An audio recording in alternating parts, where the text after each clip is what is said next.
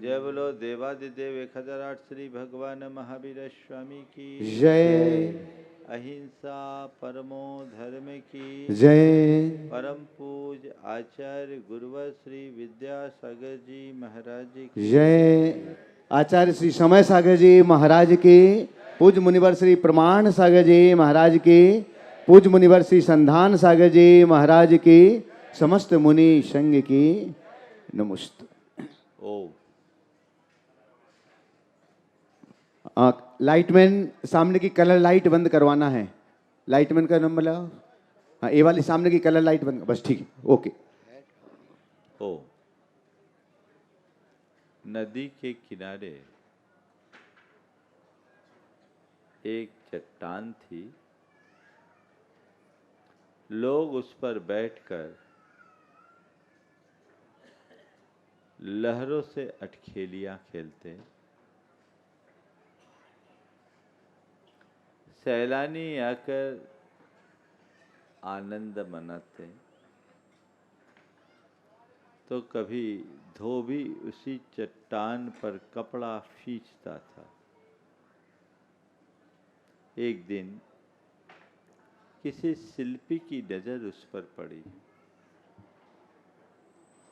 शिल्पी ने उस चट्टान को सलीके से निकाला, अपने वर्कशॉप में लाया, लाकर उसे तराशना शुरू किया। देखते ही देखते उस चट्टान ने भगवान का आकार ग्रहण कर लिया। कल तक चट्टान की तरह पड़े रहने वाली वस्तु में आज एक भगवान उभर गए। बस इसी पाषाण से भगवान की अभिव्यक्ति का नाम भारतीय संस्कृति है। आप पंचकल्याणक देख रहे हैं। आज ध्वजारोहण के माध्यम से उसकी औपचारिक शुरुआत हुई। पत्थर मूर्ति बन गई। अब मूर्ति को भगवान बनाना है। हम सब पत्थर के समान हैं। हमारे अंदर मूरत है, भगवान की मूरत। आवश्यकता है उसे उद्घाटित करने की। हम इस पंचकल्याणक की संपूर्ण प्रक्रिया में अपने आंखों से देखेंगे कि कैसे पतित से पावन बना जा सकता है, कैसे पामर से परमेश्वर बना जा सकता है, कैसे कंकर से शंकर बना जाता है, तो कैसे नर से नारायण बना जा सकता है। हमारी साधना यात्रा पामर से परमेश्वर की यात्रा है। हमारी जीवन यात्रा कंकर से शंकर की यात्रा है। हमारी साधना पतित से पावन की साधना है और हमारा ध्येय नर से नारायण बनने का है। आज ध्वजारोहण आप लोगों ने बहुत उल्लासपूर्वक संपन्न किया। ये पंचकल्याणक आज ये गर्भकल्याणक, आज भगवान का गर्भावतरण होगा। हम लोगों ने पढ़ा और सुना है कि भगवान के गर्भावतरण के 6 महीना पहले से ही रत्नों की वर्षा होने लगती है। अभी तक तो पढ़ा और सुना है, पर आज देख रहा हूं। अभी 6 प्रहर बाकी है भगवान के। 6 प्रहर रात्रि में है, अर्धरात्रि में भगवान का होगा। आखिरी 2 पहर बचेंगे तब, पर उसके पहले से ही यहाँ आप लोगों की उमंग, आप लोगों का उल्लास, इस बात को प्रकट कर रहा है कि भगवान का गर्भावतरण होना है। उसके लिए हमें कुछ भाव भूमिका अपने भीतर तैयार करने की जरूरत है। आज अभी प्रवचन का समय तो नहीं है, दोपहर में कराओगे? तो दोपहर में आज की बात मैं आप सबसे कहूँगा, लेकिन अभी कुछ निर्देश जरूर देना चाहता हूँ। पहली बात, आयोजन के प्रयोजन को याद रखना। क्या बोला? इस आयोजन का प्रयोजन क्या है? बोलो। किसकी प्रतिष्ठा है? भगवान की ना। मेरी प्रतिष्ठा तो नहीं है। बस मेरी प्रतिष्ठा नहीं, मेरी निष्ठा है। अपनी निष्ठा को भगवान की प्रतिष्ठा से जोड़ दो। समझ गए? बस एक बात ख्याल रखना, यहां मेरी प्रतिष्ठा नहीं, किसकी प्रतिष्ठा है?